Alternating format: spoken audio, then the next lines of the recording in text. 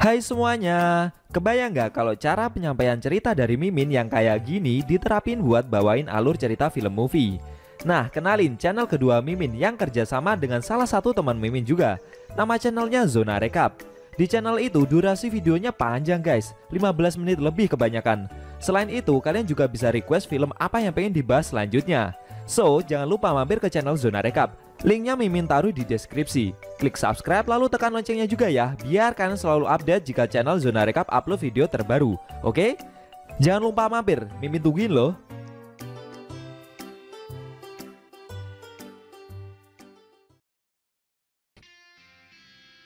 Hai guys, balik lagi sama Enkun di sini. Fancy botak bisa merapat karena di video kali ini kita akan membahas lanjutan cerita setelah King yang secara mengejutkan mendatangi Bang dan memintanya untuk melatihnya menjadi lebih kuat.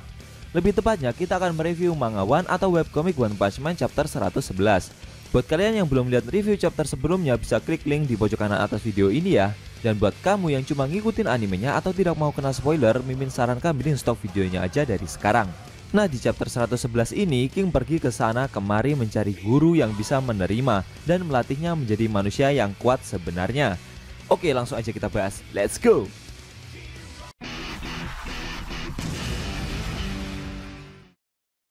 Pada awal scene kita diperlihatkan Bang yang mendengar permintaan dari King untuk melatihnya menjadi lebih kuat. Mantan pahlawan kelas S tersebut terdiam beberapa menit dan memikirkan permohonan dari King tersebut. Lalu Bang menjelaskan kepada King jika seni bela diri miliknya sebenarnya tidak digunakan untuk membunuh. Pada awalnya seni bela diri milik Bang dibuat untuk pertahanan diri bagi orang yang lemah. Wah, kayaknya ilmu bela diri milik Bang cocok nih buat King guys. Tapi Bang menambahkan jika menurutnya untuk seseorang yang sudah mempelajari berbagai macam pertarungan fisik dan senjata, mempelajari ilmu milik Bang tidak lebih dari bonus kecil saja, atau bisa disebut dengan buang-buang waktu. Bang salah sangka, dia mengira jika King ingin meningkatkan kekuatan super dari levelnya saat ini. Mendengar penjelasan tersebut, King cuma terdiam sambil mengeluarkan suara King Engine-nya itu guys. Bang bercerita jika dia dulu juga memiliki pemikiran yang sama dengan King. Kalau saja saat muda dia memiliki kekuatan yang luar biasa, kekuatan hebat dan kekuatan untuk mengalahkan segala macam kejahatan, pemikiran yang seperti itu sebenarnya terasa mustahil. Menurut Bang, Garo juga memiliki pemikiran yang sama dengannya saat masih muda dulu. Sehingga hal itulah yang menyebabkan Garo mengalami kehancuran dalam hidupnya seperti saat ini. King yang mendengarkan cerita dari Bang itu masih terdiam membisu sambil mengeluarkan suara King Engine-nya tersebut. Dia seperti tidak bisa menyangka kesalahpahaman yang Bang kira itu. Lalu Bang memberi nasihat kepada King, jika sebuah pilar sekuat dan sekokoh apapun tidak akan bisa menegakkan kedamaian jika berdiri sendiri. Menurut Bang, di saat seperti sekarang ini di mana banyak monster merajalela, daripada yang kuat mendapatkan kekuatan untuk diri mereka sendiri, alangkah baiknya mereka memberikan kekuatan kepada orang yang lemah. Setelah itu kesalahpahaman Bang semakin menjadi-jadi. Dia malah mengajak King untuk membantunya melatih para generasi muda yang masih lemah tersebut. King langsung menyanggah perkataan dari mantan pahlawan kelas S itu. Dia menjelaskan keinginannya yang sebenarnya jika bagi King ini hanyalah masalah sederhana. Secara mengejutkan, King mengaku kepada Bang jika dia ingin menjadi kuat karena dia sebenarnya sangat lemah. King membuka semua rahasianya sambil berkata jika dia bukanlah orang yang super kuat seperti yang masyarakat pikirkan dan semua itu hanyalah kebohongan semata. King kembali mengaku jika dia sebenarnya sangat lemah, maka dari itu dia memohon kepada Bang untuk melatihnya menjadi orang yang kuat beneran bukannya bohongan. Mendengar pengakuan tersebut, Charanko yang berada di sebelah mereka langsung sangat kaget. Dia seakan tidak percaya dengan semua yang King katakan barusan. Charanko bertanya kepada King soal rumor tentangnya yang pernah terbang ke langit dengan membawa bom yang bisa menghancurkan tata surya dan melemparkannya ke dalam black hole. Selain itu, soal King yang kembali ke masa lalu untuk menghancurkan semua meteor yang menuju ke bumi agar sejarah manusia bisa tetap ada. Charanko bertanya apakah semua hal itu adalah kebohongan semata. Sambil berkeringat, King mengiyakan hal tersebut. Tapi menurutnya kebohongan tentangnya tidak separah yang Charanko kira. Si Charanko masih tidak percaya dengan pengakuan King sekarang ini guys. Dia menanyai King mana yang benar terjadi. Dia malah mengira jika King dulu pernah menggunakan bulan sebagai karung tinju sehingga membentuk kawah di permukaannya. Namun Bang meminta Charanko untuk berhenti bertanya dan membuat King lebih tersudut. Bang berpendapat jika menurutnya King telah memiliki banyak penggemar seperti Charanko. yang telah memujanya sebagai manusia super sempurna yang jauh melampaui kenyataan. Menurutnya, King tidak boleh terbebani dengan ekspektasi besar seperti itu, karena King harus memiliki rasa tanggung jawab. Meski begitu, King juga harus menanggung beban tersebut sendirian. Menurut Bang, King masih memiliki banyak teman. Sepertinya Bang masih salah paham guys. Kayaknya malah makin parah ya. Sambil berjalan mendekati King, Bang mengira jika King sedang kehilangan semangat. Namun berkat apa yang King ucapkan barusan membuat Bang jadi lebih merasa tenang guys. Bang memberikan nasihat terakhirnya kepada King, jika semakin kuat seseorang, dia akan semakin paham akan kekurangannya. Selama King mengingat itu, dia akan tetap kuat. Tapi sambil berkeringat dan semakin geram, King menjawab jika semua itu tentang yang King katakan tadi dan apa yang King maksud sangat berbeda. Setelah itu, scene berpindah ke tempat berlatih atau dojo milik Bom. Diperlihatkan Bom yang bertemu tatap muka dengan King. Dia juga mendengar informasi dari adiknya Bang jika King menginginkan kekuatan yang berbeda. Namun Bom tidak paham dengan pemikiran adiknya tersebut, apalagi soal dia yang mengarahkan King untuk berguru kepada Bom. Menurut Bom, tidak peduli selama apapun King berlatih di dojo itu, dia tidak akan mendapatkan apa yang King inginkan.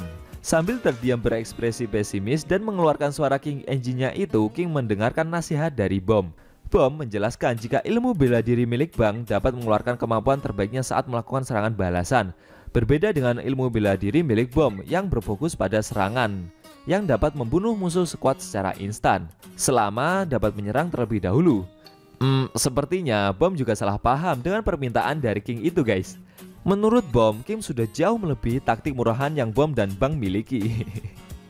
King mencoba meluruskan ucapan dari Bom, namun Bom kembali bercerita dan malah memberi nasihat kepada King jika King tidak perlu khawatir ataupun terintimidasi dengan keadaan sekarang ini. Lalu Bom malah memberi King surat rekomendasi kepada suatu perguruan dengan seni Qigong atau Qigong, karena menurutnya hal itu akan membantu King untuk menenangkan aura pembunuh yang King miliki.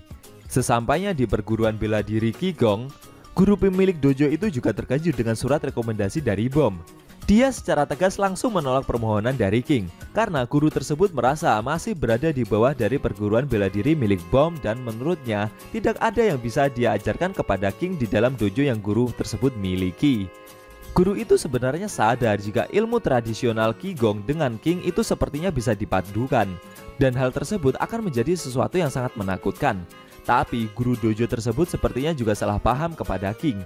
Dia mengira jika kedatangan King untuk membantunya menciptakan teknik rahasia baru yang sangat luar biasa. Guru itu malah kembali merekomendasikan King kepada sekelompok orang-orang ganas yang menyukai pertempuran. Menurutnya, latihan dengan orang-orang ganas tersebut akan membuat King menjadi lebih kuat. Sesampainya di tempat latihan yang guru Qigong tadi rekomendasikan, ternyata adalah sebuah tempat fitness yang di dalamnya banyak orang-orang yang bertubuh kekar guys. Para orang-orang kekar itu pada kaget mendengar King telah direkomendasikan oleh guru Qigong untuk berlatih di tempat fitness mereka. Mereka juga salah paham dan mengira jika mengirim King ke tempat latihan mereka sama halnya dengan mau menghancurkan arena fitness yang mereka miliki. Orang-orang kekar itu mengakui jika dulu mereka memang berdarah panas dan menyukai pertempuran. Tapi semenjak monster-monster kuat muncul akhir-akhir ini membuat mereka untuk berhenti melakukannya. Para orang kekar itu makin salah paham dan malah memohon kepada King untuk tidak menghajar mereka. Setelah itu para orang kekar tersebut memberi arahan kepada King kemana arah yang harus King tuju.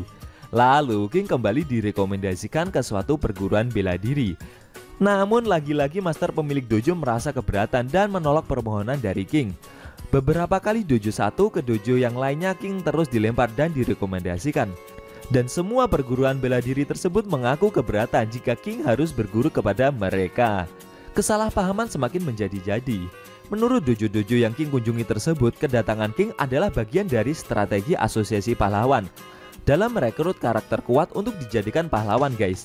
Tujuannya agar menakut-nakuti kelompok yang King kunjungi agar menerima tawaran dari asosiasi pahlawan. Mendengar kejadian tersebut, otomatis mereka langsung menolak permohonan dari King. Di sisi lain, dalam benaknya King amat sangat geram karena tidak ada satupun yang mau menerima dan tidak ada satupun yang mau mendengarkannya. Tidak peduli apapun yang terjadi, mereka semua tetap saja membesar-besarkan dan melebih-lebihkan gambaran tentang King. Hari sudah semakin gelap dan King telah berputar-putar ke sana kemari untuk mencari perguruan bela diri yang bisa menerimanya. King berjalan menuju dojo terakhir yang berada jauh di dalam hutan. Dojo tersebut direkomendasikan suatu perguruan bela diri yang terakhir King kunjungi tadi. Sesampainya di tujuan terakhir itu, King mendapati dojo yang sudah sangat rusak parah. Dia sampai bertanya-tanya apakah di dalam dojo tua itu ada orang yang tinggal di sana. Sedangkan pemilik dojo yang merekomendasikan King sebelumnya sebenarnya juga bingung mau merekomendasikan King ke mana guys. Dia akhirnya mencarikan dojo yang sangat jauh dari tempat guru tersebut tinggal. Selain itu, guru bela diri tersebut juga takut bertemu dengan King, apalagi dia dicap sebagai manusia terkuat di bumi. Kasihan banget ya King. King yang berjalan memasuki dojo rusak dan gelap itu mengeluarkan King Engine-nya. Dia mengucap salam dan bertanya apakah ada orang yang tinggal di dojo tersebut. Namun saat melihat ke dalam dojo lebih seksama, dia mendapati seseorang yang duduk sendirian dengan wajah sangat kurus, sampai tulang tengkoraknya kelihatan jelas. Sambil ketakutan, King bercerita jika dia dikirim oleh dojo Hayajitsu untuk berguru dengannya. Tapi saat King melihat lebih seksama lagi, ternyata orang yang duduk di dalam dojo tersebut telah mati dalam kurun waktu yang sudah sangat lama. Dalam benaknya, King merasa jika kejadian ini pernah dia lihat di dalam film anime-anime. Orang itu tinggal di suatu lokasi dan bermeditasi tentang masa lalu dan masa depannya, sampai menemukan jawaban sejati, dan inilah latihan yang seperti itu. Akhirnya King berlari keluar dojo tua tersebut dan pulang menuju apartemennya karena ketakutan. Beberapa saat kemudian, melihat hari yang sudah semakin gelap, King mulai merasa kehausan dan mau istirahat sejenak. King mendengar suara air terjun tidak jauh dari tempat dia berada. Beberapa saat setelah berhasil menemukan dan melihat air terjun itu dari kejauhan, dia melihat ada seseorang yang sedang bermeditasi tepat di bawah air terjun tersebut. Namun dengan paniknya dan berkeringat ketakutan, King langsung membalikkan badan agar orang yang bermeditasi itu tidak menyadarinya. Ternyata orang yang bermeditasi tersebut adalah Garo. Setelah kejadian di markas asosiasi monster beberapa waktu lalu, akhirnya Garo diperlihatkan lagi guys. Garo yang sedang bermeditasi itu menyadari ada seseorang yang melihatnya dari kejauhan. Namun Garo tidak mengejar King dan membiarkannya pergi. Apa yang Garo lakukan dengan bermeditasi di bawah air terjun itu? Apakah dia ingin meningkatkan kemampuan bertarungnya? Sayang sekali Shin harus berpindah. Beberapa hari kemudian, King main ke apartemen Saitama dan mengajaknya bermain video game. King bercerita kepada si botak tentang kejadiannya selama dia mencari guru yang bisa melatihnya menjadi orang yang lebih kuat. Namun semua itu sama sekali tidak berhasil. Padahal King kali ini ingin benar-benar berusaha menjadi orang kuat yang sebenarnya. Tapi si botak seperti tidak memperhatikan curhatan dari King dan cuma fokus mengalahkan King dalam bermain game. King kembali bercerita kepada Saitama jika nasibnya sebenarnya seperti game yang sedang mereka mainkan sekarang ini. Dia sama sekali tidak kuat. Semakin banyak bahaya yang dihadapi oleh dunia ini, semakin banyak pula kebohongan tentangnya. King bertanya kepada Saitama apa yang harus dia lakukan. Apakah King harus membunuh dirinya sendiri dengan melawan monster sebelum masyarakat tahu akan rahasianya dan menghajarnya suatu saat kelak? Setelah itu, game yang mereka mainkan berakhir dan King lah yang tetap menjadi pemenangnya. Si botak kembali emosi karena untuk kesekian kalinya gagal mengalahkan King. Tapi King malah yang kali ini merasa kecewa dan seakan mau menangis karena usahanya selama ini seperti tidak membuahkan hasil sama sekali. Melihat King yang sedang murung itu, dengan santainya si botak menyarankan King untuk melatih otot-ototnya tersebut. Namun tiba-tiba bel kamar Saitama berbunyi dan pembicaraan mereka berdua pun berakhir. Saitama berjalan untuk membukakan pintu. Dia menduga apakah tamu yang datang itu adalah Genos. King yang mendengar nama Genos mengira jika Genos kali ini juga tinggal satu kamar dengan Saitama, meskipun sudah pindah ke apartemen pahlawan. Tapi si botak menjelaskan jika dia tinggal tepat di sebelah kamar dari Saitama. Genos telah mengusir pahlawan yang tinggal di kamar sebelumnya dan Genos memilih untuk menetap di kamar tersebut. Waduh, Forte beneran diusir nih ya. Meskipun Genos berusaha sejauh itu untuk berguru kepada si botak, namun nyatanya Saitama tidak bisa membantu Genos banyak hal. Yang bisa Saitama bantu cuma pelatihan otot saja. Tapi sepertinya Genos sangat serius ingin berguru kepada si botak. Setelah itu Saitama membukakan pintu untuk tamunya yang datang tersebut. Ternyata yang datang bukanlah Genos melainkan Flashy Flash guys. Si Flashy Flash berkata jika dia mendengar info kalau Saitama telah dipromosikan dan sekarang naik ke kelas A. Namun belum selesai Flashy Flash berbicara, dengan santainya si botak langsung menutup pintu kamarnya, seakan dia tidak mau menerima tamu jika yang datang adalah Flashy Flash. Apa yang Flashy Flash lakukan sampai membuat dia ingin menemui Saitama? Apakah dia ingin menguji Saitama lagi? Atau cuma mau memberikan ucapan selamat kepada si botak setelah berhasil naik ke kelas A? Sayang sekali, Shin Manga One chapter 111 telah berakhir.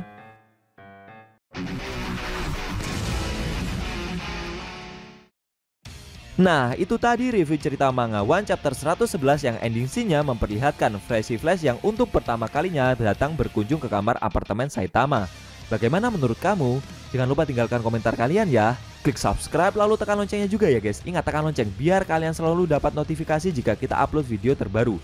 Oh ya, video ini boleh di-share ke teman-teman kalian juga kok. Hitung-hitung biar channel Endesu makin rame dan makin dikenal banyak orang. Tekan like kalau suka sama video ini dan dislike kalau nggak suka. Jika ada kata-kata dari Mimin yang kurang pas, Mimin mohon maaf dan sampai bertemu di video review Manga One selanjutnya.